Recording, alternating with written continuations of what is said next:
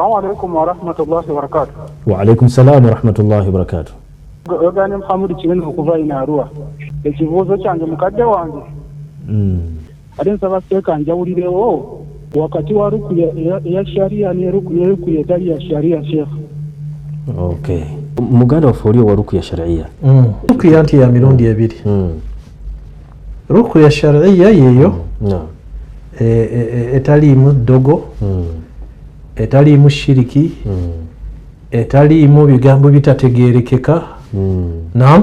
Onabirira bigambo nyukuta nfule kuba naye bwebanga yali mu Qur'ani yali mu hadithi erina obujulizi. Naam.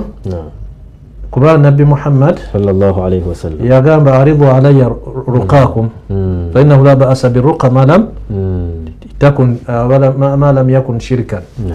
Mundage ruqya zimusomera abantu ruqya tezina buzibu ezitabeera muki shiriki. Oyinza oli okusomera ruqyanga ayita majini yambisa akozesa majini akozesa dogo akozesa ebigambo. Kati ruqya kiringa wano era ruqya muyingiramu n'okweramiriza okulamiriza kino yimirira omabega w'olugyo olamirize bino eyebeera ruqya naye gairu jaiz tekola ki tekkirizibwa. Naye bwe tutunuulira naye n'omuyinza okubaamu entuufu okulamiriza kasita ziba nga tezirimu shiriki kasita tezibaamu shiriki. Nabbi yabaga nti muzindage era naga nti man istataa minkum ayanfa akhahu falyanfahu asobola okugasa ki munne. Naam, asobola okugasa munne amugase amusomere ruqya naye entuufu. Ate era bwe tukuba tukubiriza entuufu tujja kuga nti genda ku seeka gundi oyo akida yeki nywevu ntuufu ali ku musingi omutuufu.